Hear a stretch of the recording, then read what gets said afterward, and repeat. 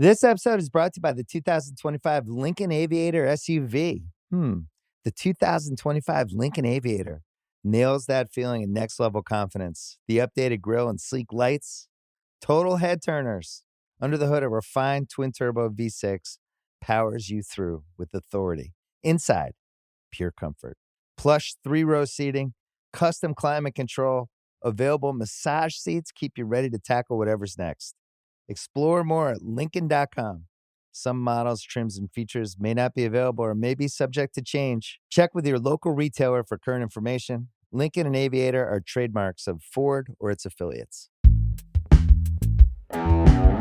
Today on CityCast Boise, we're dissecting the impact of a sweeping new bill that would let Idaho medical workers deny patients treatment based on personal beliefs. Meanwhile, a battle over pickleball has escalated to a $1.6 million lawsuit against the city. Plus, we've got a snow day prayer and cozy sweet treat. It's Friday, February 14th. I'm Lindsay Van Allen, and this is what Boise's talking about. It's Friday once again, everyone, and joining me today to break down what's happening in the Treasure Valley is our executive producer, Frankie Barnhill. Thanks for being here today, Frankie. Hey, Lindsay. How's it going? It's snowy. Yeah. Full transparency to listeners. We record these on Thursday mornings and the snow has arrived. So when you're listening to this on Friday, we'll see what the status is. But that's the thing. I think everybody, between the cold and the snow this week, that was the big topic of the week. Yeah, it was. But something else that really made headlines and is making waves was House Bill 59. And this is a bill that would allow healthcare providers to refuse services and refuse to provide care based on their beliefs. This is a very controversial topic, but I'm actually surprised it took this long for this to come up in the Idaho legislature. I'm curious, what are your thoughts on this? I know as a nurse, I have a lot of thoughts, but I'm really curious from someone not with a medical background, what are your thoughts or what stands out to you about this bill?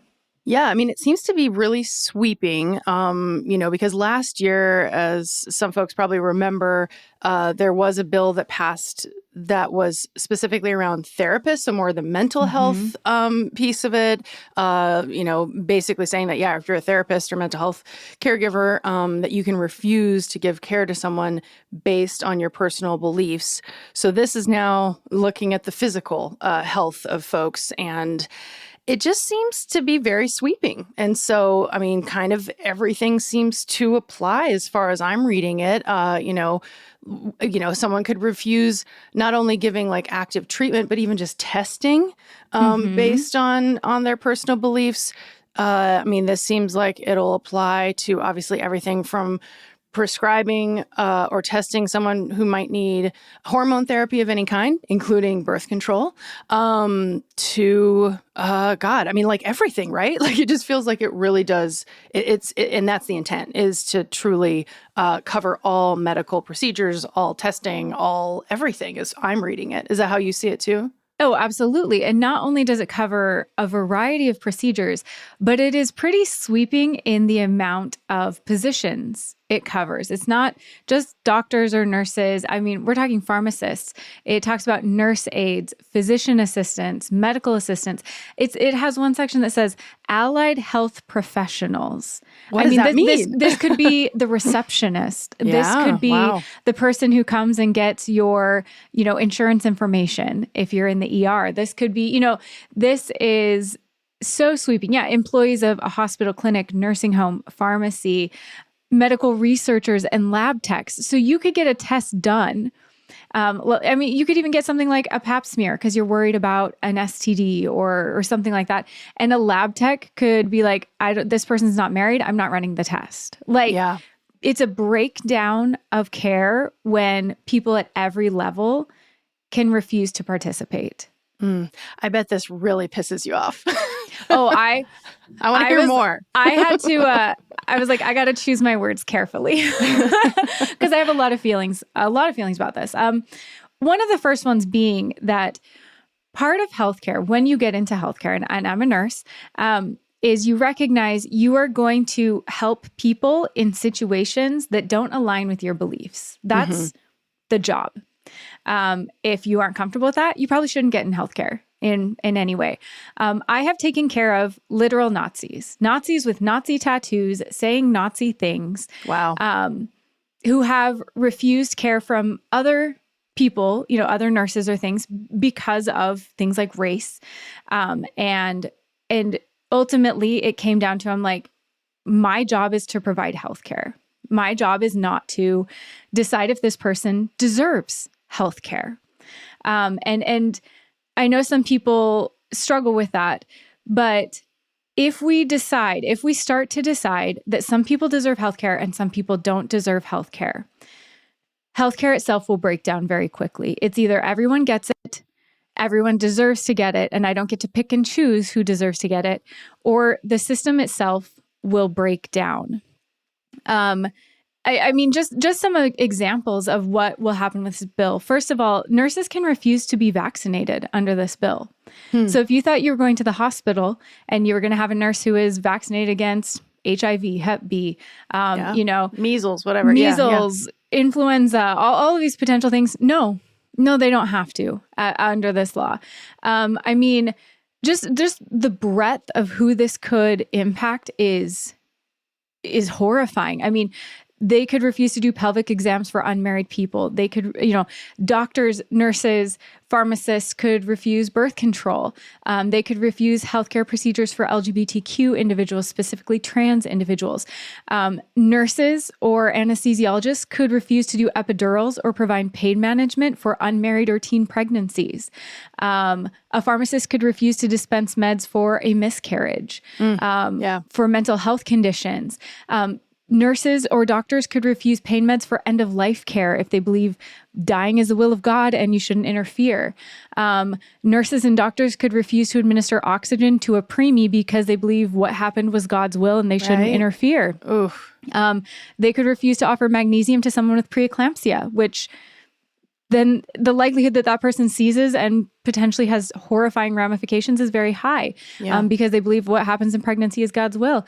A doctor could refuse to do a C-section because it's God's will for this mom to die in childbirth if the baby didn't turn. The ramifications of this are horrifying. And I know the people passing this law think it will affect a very specific group of people. They let's be really real. They're looking to impact LGBTQ people, trans people specifically, women, cisgender women. Yep. Yeah. Like that is who they are targeting. Yeah. But I guess like getting down to it, what this law does is it gives judgmental, small-minded people the ability to play God with people's access to healthcare. And if you're in healthcare, you don't get to decide if people deserve healthcare or not. And if you can't participate in the process, you don't belong in healthcare. Yeah. I'll take it a step further. You're bad at your job because your job is to provide healthcare. And if you can't do that job, you shouldn't be in that field. Yeah. Wow. That was a fabulous soapbox, very trenchant and also I would say pretty spot on. I mean, especially in a state where there's already healthcare shortage, doctor shortage, if people are getting refused by medical professionals and there's not enough doctors, I mean, where do they go for this care? So it, could also create these bottlenecks, maybe even clinics that are like based around this, right? Like whether or not you have these religious beliefs. I also, if this were to be passed, we should say, of course, so it passed the House. Next step is the Senate. I wonder how it'll do in the Senate. Like we said, though, the one that's specifically the Medical Defense Act kind of thing that was for mental health last year did pass both chambers and was signed into law by the governor. So yeah, that's what makes me nervous about it is I don't know that there's the will to stop this because they think it will only affect other people. It will affect the people that they disagree with. Yeah. Yeah. Well, there's still definitely time for people to let their lawmakers know how they feel about this because it does have to go through the Senate. And I don't think it doesn't have a date for when it'll hit a Senate committee. But this is definitely one to watch and was very much like piqued my interest, and I know, of course, piqued yours when you saw it this week too. Absolutely. Well, and like you mentioned, I don't think people realize how few providers we have in certain specialties in this state. Like, for instance, we have 2 pediatric urologists in the entirety of the state. So if they decide they're suddenly not doing procedures, you're out of luck, and you will now be paying, the out-of-network cost to get this procedure done in another state.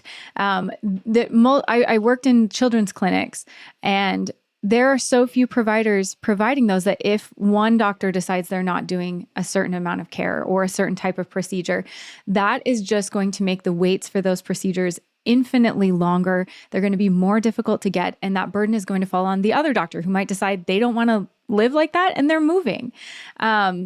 And especially in rural areas, if your city has one pharmacy and now the pharmacist is not dispensing birth control, what are you supposed to do? Or your medications for a mental health condition. If you have one anesthesiologist at the hospital and he is not providing, or he or she, they are not providing epidurals to unmarried people who are having babies.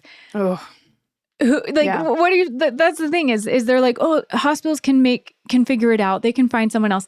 That is not realistic for so many healthcare settings in our state right now. That reassurance is an empty reassurance.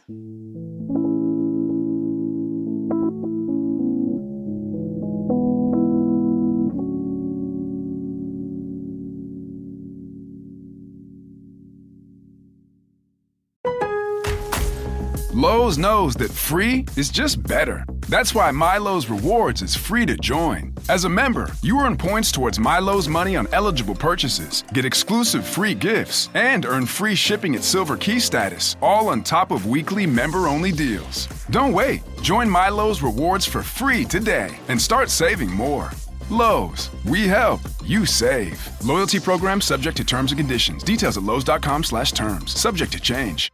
Switch to Verizon Business and get more from your internet without paying more for your internet. Get LTE Business Internet starting at $39 a month when paired with a Business Unlimited smartphone plan. That's unlimited data, and with it, unlimited possibilities. Start saving today with Verizon Business, ranked #1 in small business internet customer satisfaction by J.D. Power. Starting price for 25 megabits per second internet plan with savings, plus taxes, fees, and economic adjustment charge. Terms apply. For J.D. Power 2024 award information, visit jdpower.com/awards.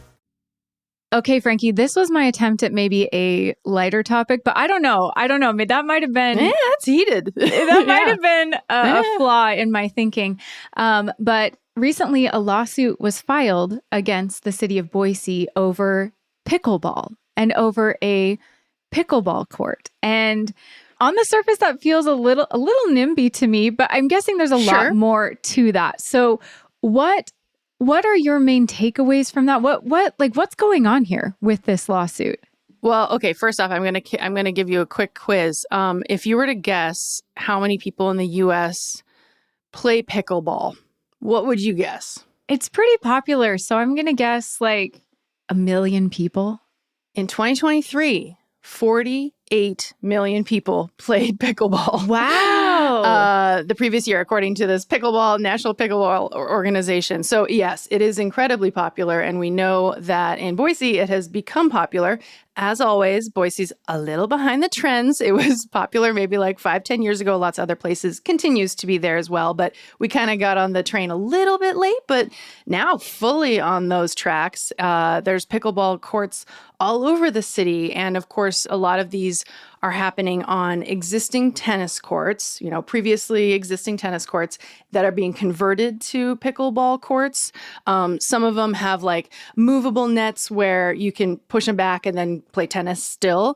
But a lot of them, I don't know, when I go to parks, more people are playing pickleball than tennis, that is for sure. Yeah. And I'm a tennis player, so that hurts my heart. But I also appreciate that people love this game. People love this game. And so when this tort claim, shout out to Sarah Cutler at the Idaho Statesman, who did some great reporting on this story. When this tort claim was filed in January, it's really, bringing up some very strong feelings in neighborhoods, these kind of very hyper-local topics. And specifically, it's about the noise. It's that like very staccato, like Yeah. sound. Like it is, and it's different than a tennis ball because tennis balls are felted. So it's a lot more dampening of sound versus this. It is, and it's consistent, right? It's pop, Yeah. pop, pop, pop, pop. I was like saying one of my again. kids plays tennis, and it is the sound profiles are very different. Very and different. how often you're like tennis, it's That's the much other more thing. infrequently. Correct, because the courts are larger, so obviously it takes longer for the ball to get to one side to the other. Oftentimes, ball hits the net if you're not very good. Totally fair. But in pickleball, people of all ages can play this, and you're hitting that ball back and forth, back and forth, back and forth, back and forth. And so this lawsuit brought by this Boise couple. Specifically, they live right next to the Willow Lane Park, which the Boise Parks and Rec converted the tennis, or at least some of the tennis courts there, to pickleball in 2017. So they've been around for a while, the pickleball courts. And this couple is saying that this has really messed up their lives. They're claiming suffered property, physical, and psychological damages because of the noise of the courts. They documented this in a YouTube video, which I think both of us watched. And so the one of the people in the claim, one of the people in this couple, she went over and took a video of how close her backyard is to these pickleball courts and how loud they are, both the sound of the pickleball playing, both from her yard and then all the way up to the fence. And I mean, it's kind of an interesting, I don't really know how to feel about this as far as just like in general, the idea of noise being this thing that has come with the popularity of pickleball. And in the same way that Boise is not the first city to have pickleball courts, it's definitely, we're late to the lawsuit game, but here we are. There have been lawsuits in lots of other states and cities, including like Denver and Arizona and Florida and California. So they're seeking damages. It's a tort claim at this point, so perhaps it'll get settled before it gets to that point. But they are seeking $1.6 million in damages, suing the city. So this is really interesting to me. Okay, what do you think about the fact that one of the plaintiffs is a retired physician who serves on the Scientific Advisory Council of Quiet Communities, where she specifically studied like potential health effects of pickleball, has studied pickleball noise as a health concern and a nuisance. Like that is what she particularly focuses on. In her LinkedIn bio, she says that noise is the new secondhand smoke. I do think it's interesting that somebody who has spent a significant part of now their time or career focusing on pickleball noise is the one suing the city about pickleball. Yeah. The plaintiff, Kathleen Ramito, she was a family physician in Boise, according to her LinkedIn, starting in the mid-90s. But yes, has recently become very interested in the question of how does noise negatively affect health, and specifically pickleball noise. I mean, it looked like she joined that board in October of 2024. This lawsuit was filed in January. So clearly she's really interested in this. And we'll see, like, she sounds like she's going to bring her own evidence. Like, her attorney's got someone who feels very strongly and also has done kind of her own research on this to whatever degree. We'll find out more if this proceeds. But yeah, she clearly cares about this issue personally and also is advocating for it through this nonprofit organization too on their board.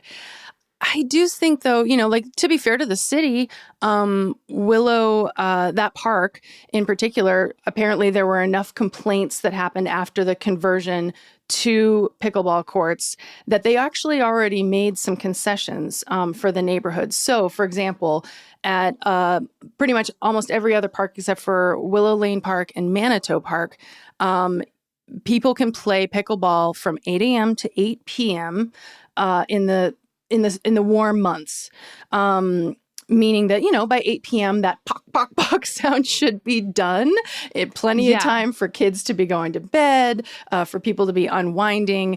So there's that. And it's not starting so early in the morning. People aren't out there playing pickleball at 6 a.m. and waking you up. Yes. There's also the winter rules, which is it's sunrise to sunset. So that's even a shorter period of time. That's citywide. But at Willow Lane Park, that's one of 2 parks that they actually reduced it from 8 p.m. to 7 p.m. is the latest you can play in the warm months. The winter rule of sunrise to sunset still applies. And then additionally, you cannot play at Willow Lane Park on Monday or Tuesday. So 2 days out of the week, you cannot play there, doesn't matter what time. So, the city's like kind of already made a couple concessions, which I find interesting. But the plaintiffs argue that the problem from the beginning was that when they did make that conversion in 2017 to pickleball courts, they didn't adequately ask for neighborhood feedback or take that feedback. So we'll find out more. This lawsuit was, like we said, Sarah Cutler just reported on this. It was filed in mid-January. So I think if it moves forward, we'll learn a lot more about these different elements of what happened, what didn't happen. There'll be a lot in discovery. But pickleball, man, people have strong feelings about it.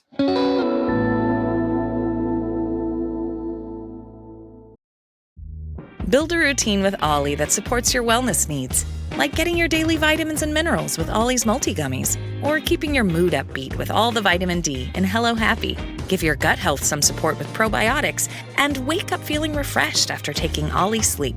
Do wellness on your terms. Find Ollie at a Walmart or Target near you or at ollie.com. These statements have not been evaluated by the Food and Drug Administration. This product is not intended to diagnose, treat, cure, or prevent any disease.